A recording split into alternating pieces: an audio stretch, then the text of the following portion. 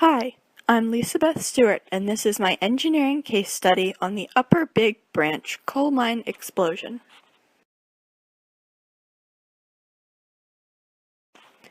The Upper Big Branch mine is located in Montcoal, West Virginia. It was operated by Massey Engineering and founded in 1920. Massey Engineering was the fourth largest producer of coal in the United States, with mines in West Virginia, Kentucky, and Virginia.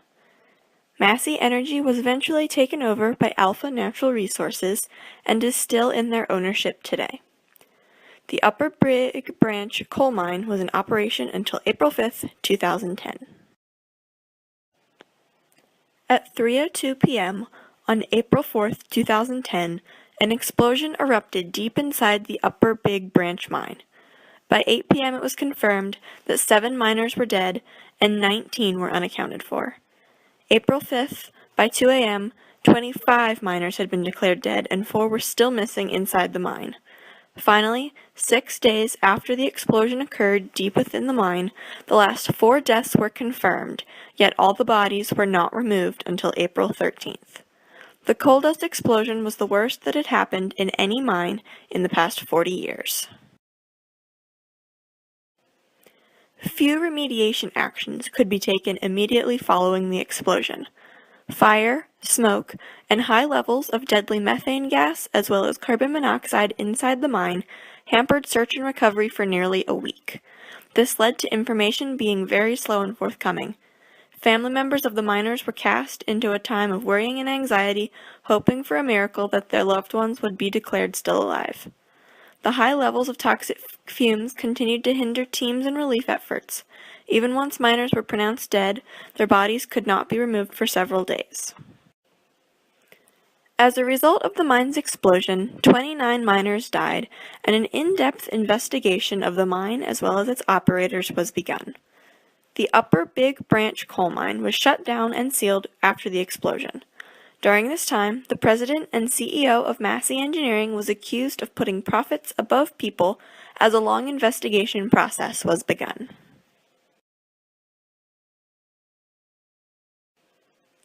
The investigation into the mine explosion was begun on April 13th, immediately after the last of the miners' bodies had been removed from the mine.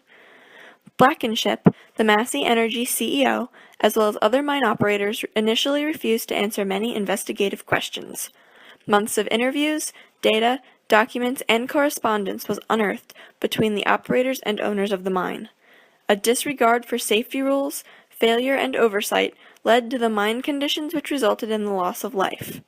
Many mine operators and superintendents were charged with conspiracy to violate mine safety laws and cover up dangerous conditions as a result of the following.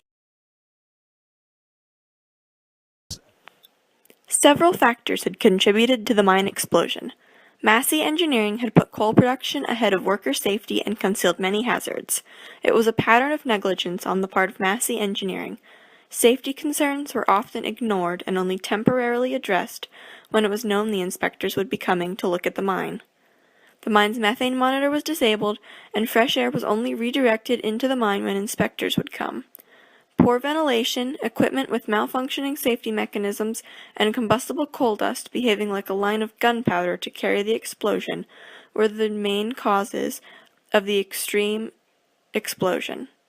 Multiple miners should have been clearing excessive coal dust, but there were only 2. Those 2 were often redirected to other tasks within the mine. It was the combination of such safety negligence. Little to no improvements have been made to future coal mines due to the explosion at Upper Big Branch coal mine. New mine safety regulations have not been passed due to big business lobbying groups within the legislative branch.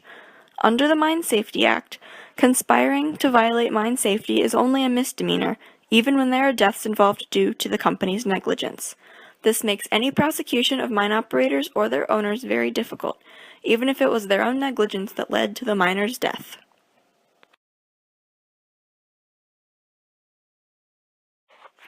The mine explosion was a disaster that was not due to any serious engineering design flaw or failure, but rather the apathy and misconduct from the mine's owners and operators.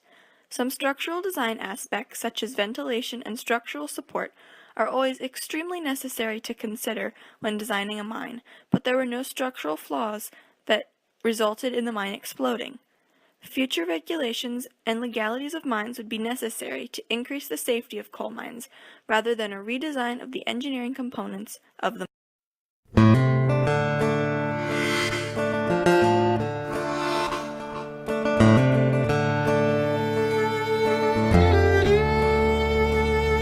Born and raised in a mining town, most folks thought that up was down.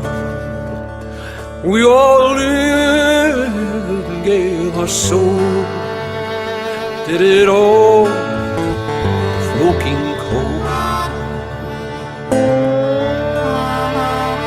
Daddy rose at the crack of dawn.